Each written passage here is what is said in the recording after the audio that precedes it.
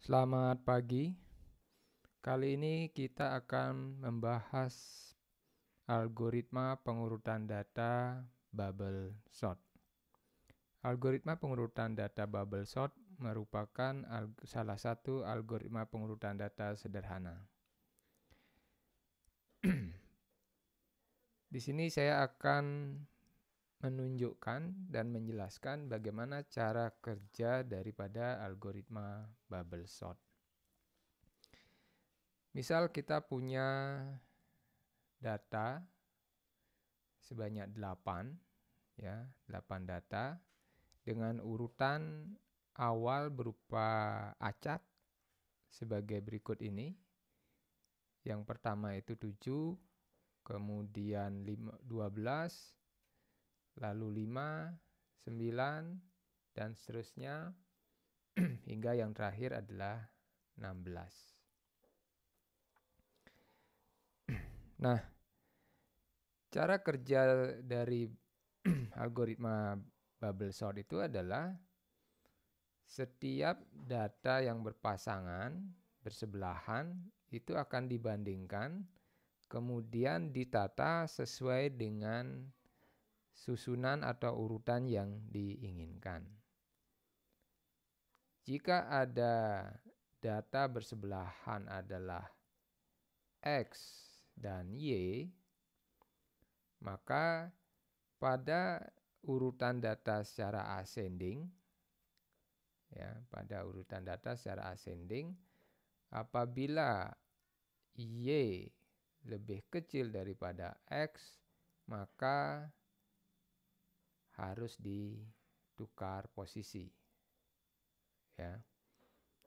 Jadi apabila Y lebih kecil daripada X,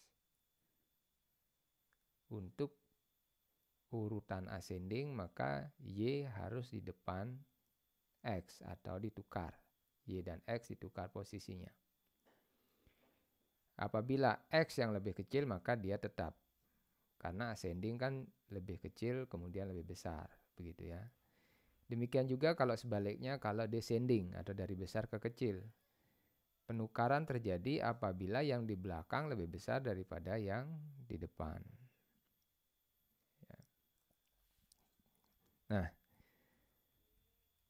jadi bagaimana cara kerjanya saya akan tunjukkan sebagai berikut ini.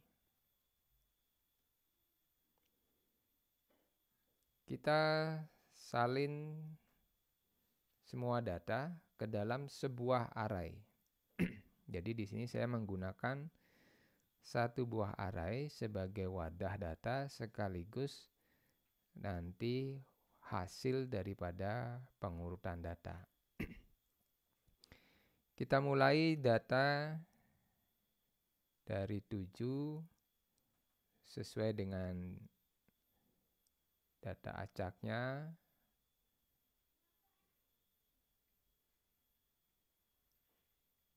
Nah, seperti yang sudah saya sampaikan tadi, kita akan melihat data sepasang-sepasang bersebelahan. Kita akan melakukan pengurutan secara ascending atau dari kecil ke besar. Ya, dari kecil ke besar. Jadi yang paling kecil akan ada di kiri dan paling besar akan ada di kanan. Nah, kita coba pada percobaan pertama atau saya sebut sebagai iterasi pertama. Ya, iterasi pertama. Iterasi pertama kita mulai dengan membandingkan sepasang data 0 dan 1. Ya. 0 dan 1. Kita bandingkan. Apabila yang di belakang lebih kecil kita tukar, tapi apabila yang di depan yang lebih kecil itu tetap.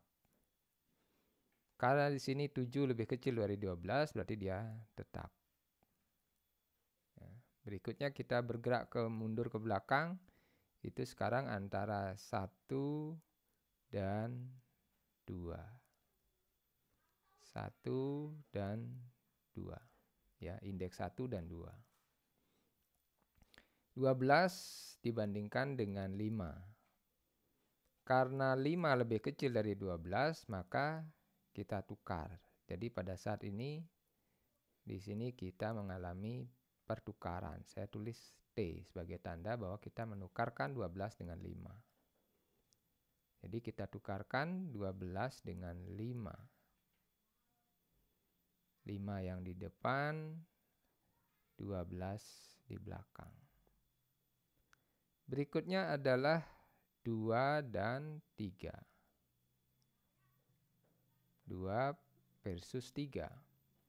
12 versus 9. Lagi-lagi yang lebih di belakang lebih besar, maka kita juga tukar. Ini kita melakukan proses tukar. 12 dengan 9. 9 di depan, 12 di belakang. Kita lanjutkan adalah 3 dengan 4. 3 dengan 4. Lagi-lagi yang di belakang lebih kecil, maka kita juga tukar di sini. Tukar 12 dengan 8. 8 di depan, 12 di belakang. Berikutnya adalah 4 dengan 5. Lagi-lagi ya, 4 dengan 5. Data di 5 lebih kecil daripada data di 4, jadi kita tukar juga. 12 kita tukar dengan 3. Kita lanjutkan 5 dengan 6. Ini tadi tukar ya. 5 dengan 6 juga sama, jadi kita juga tukar karena di belakang juga lebih kecil. 2 di depan, 12 di belakang ya. Kemudian 6 dan 7. Nah, karena di sini sudah sesuai urutannya, 12 lebih kecil daripada 16, jadi tetap ya. Ini iterasi pertama. Kita perhatikan ya. Jadi 0 dengan 1, 1 dengan 2, 2 dengan 3, 3 dengan 4, 4 dengan 5, 5 dengan 6, 6 dengan 7. Atau di sini bergerak dari 0 sampai 6, di sini bergerak dari 1 sampai 7. Ya, indeksnya ya, bergerak dari ini dari 0 sampai 6, ini dari 1 sampai 7. Nah, itu iterasi pertama ya. Dan kalau kita perhatikan, datanya belum urut ya. 2 paling kecil itu masih ada di tengah-tengah. Sekarang kita lanjutkan, kita coba iterasi kedua atau percobaan kedua. Ya, kita mulai dari 0 dan 1 lagi. 0 dan 1. Karena 5 lebih kecil kita tukar. Tukar ya. Kita tukar. 5 di depan, 7 di belakang. Kita lanjutkan dengan 1 dan 2. Ini tetap, 7 dan 9 tetap ya. Kita lanjutkan 2 dan 3.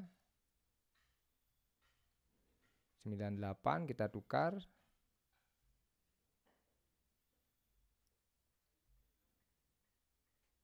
8 9.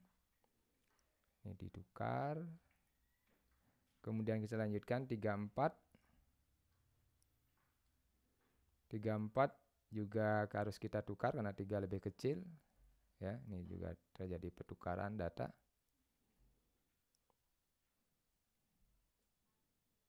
39 ya. Kemudian kita lanjutkan 4 5.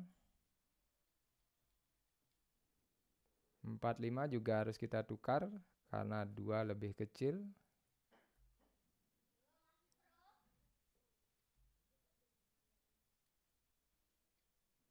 Kemudian 5 6.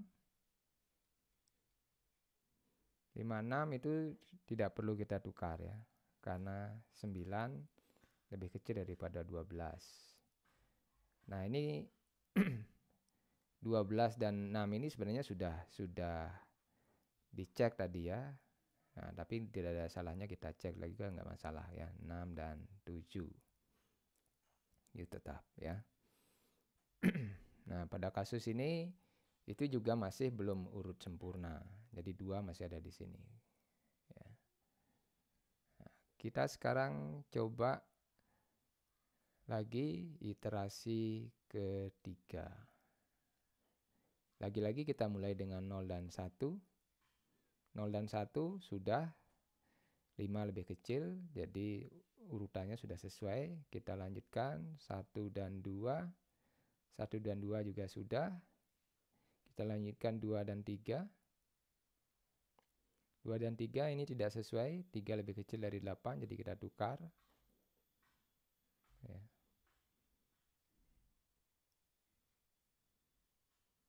3, 8. Kita lanjutkan dengan 3 dan 4. 3 dan 4 juga tidak sesuai, harus kita tukar.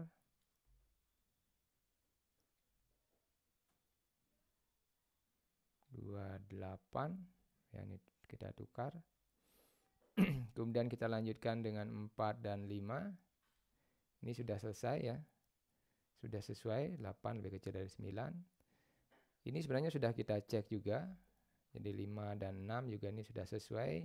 6 dan 7 juga sudah sesuai ya. Tapi ini juga masih belum sempurna. Karena masih 2 dan 3 masih di tengah-tengah ya. Sekarang kita lanjutkan lagi, iterasi berikutnya adalah iterasi keempat. Ya, kita lagi-lagi mulai dari 0 dan 1. 5, 7 tetap. Kita lanjutkan dengan 1 dan 2. 7 dan 3 ini harus kita tukar. 3 dan 7 ya. Ini kita tukar ya. Lalu berikutnya adalah 2 dan 3. 2 dan 3 di sini, 7 dan 2 ini harus kita tukar juga. Jadi 2 dan 7 ya. Nah, kemudian 3, 4, 4, 5, 5, 6, 6, 7 juga sudah sesuai ya. Jadi ini sebenarnya bisa kita abaikan, tapi di sini kita tulis saja dulu ya.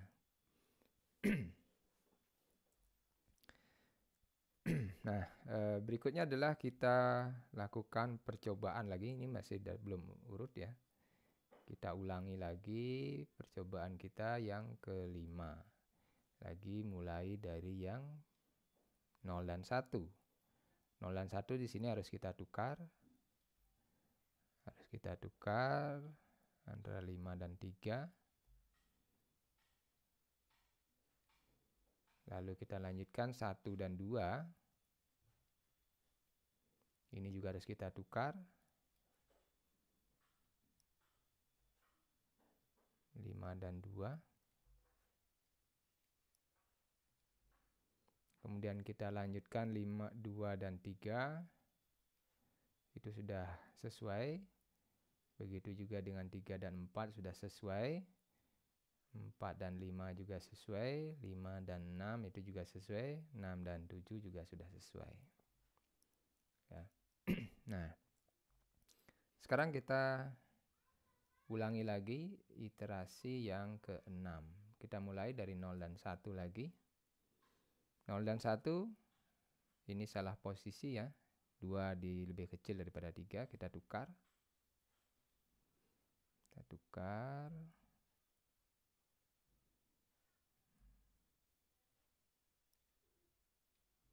Lalu 1 dan 2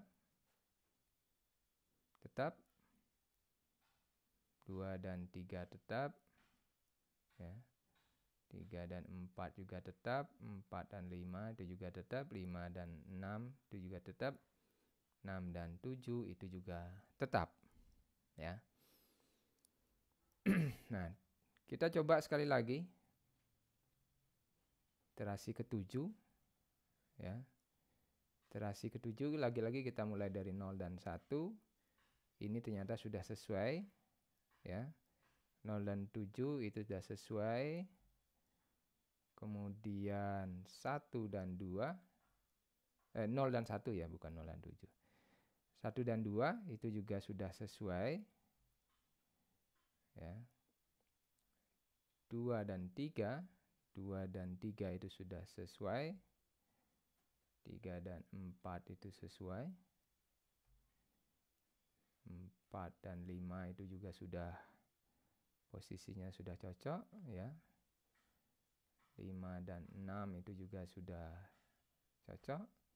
Dan 6 dan 7 itu juga sudah cocok. Jadi kita tidak mengalami pertukaran di sini, ya.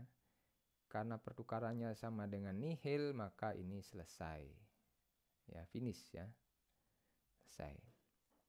Maka data kita sudah dalam bentuk berurutan. Nah, kalau kita perhatikan di sini, ya, kalau kita perhatikan di sini bahwa kita mulai yakin ada beberapa data itu sebenarnya sudah tidak perlu dicek kembali, yaitu pada iterasi kedua sepasang terakhir itu sudah pasti urut, ya. Iterasi ketiga 2 pasang itu sudah pasti terurut. Iterasi keempat 3 pasang ini sudah berurutan. Iterasi kelima ini 4 pasang sudah pasti berurutan, gitu ya. 4 pasang sudah pasti berurutan. Kemudian iterasi ke-6 itu 5 pasang itu sudah pasti berurutan, ya. Nah, jadi iterasi ke-7 itu ternyata semuanya sudah berurutan, dalam artian karena tidak terjadi pertukaran, ya. Jadi di sini kita perhatikan ada pertukaran, ya, ada pertukaran, gitu ya. Di sini juga ada pertukaran, di sini ada pertukaran, ada pertukaran, ada pertukaran. Jadi begitu kita tidak menemukan pertukaran, berarti datanya sudah berurutan. Ya, jadi tidak terjadinya pertukaran data itu sebagai bukti bahwa data itu sudah berurutan, sehingga bisa kita hentikan percobaan kita. Selama kita menemukan pertukaran, maka kita belum bisa meyakinkan bahwa datanya sudah urut atau tidak. Gitu ya. Jadi sebenarnya kan di sini sudah berurutan nih data di iterasi ke-6, tapi kita nggak yakin. Kenapa? Karena pada iterasi ke-6 itu terjadi pertukaran. Ya. Dan pada iterasi ke-7 itu baru tidak terjadi pertukaran. Gitu ya.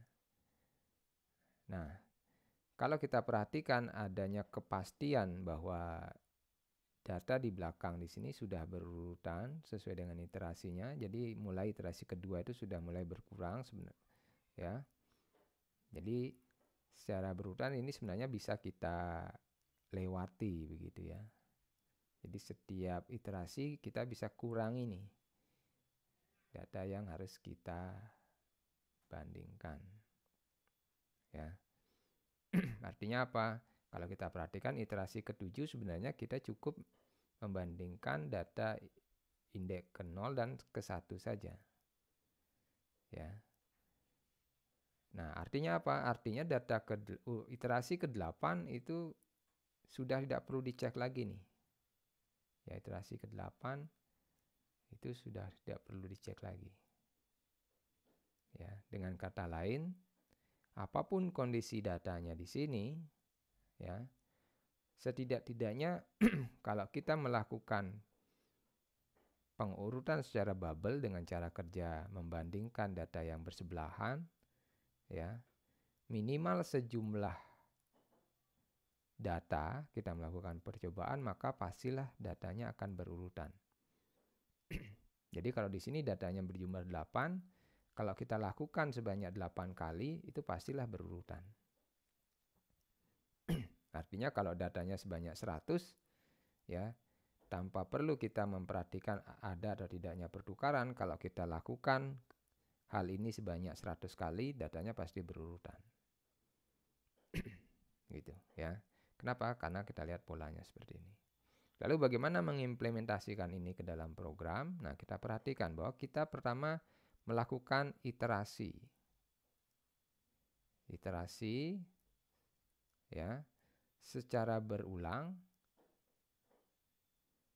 ya, secara berulang begitu ya. Maksimal sejumlah data. Jadi kalau di sini N sama dengan 8, berarti kita maksimal sebanyak 8 kali melakukan pekerjaan ini secara berulang. Apa yang kita lakukan? Yaitu membandingkan sepasang-sepasang bersebelahan. Ya, kita bandingkan sepasang-sepasang bersebelahan mulai dari 0 dan 1 sampai 6 dan 7. Atau mulai dari 0, 1 dan seterusnya sampai N-2 versus N-1. Ya.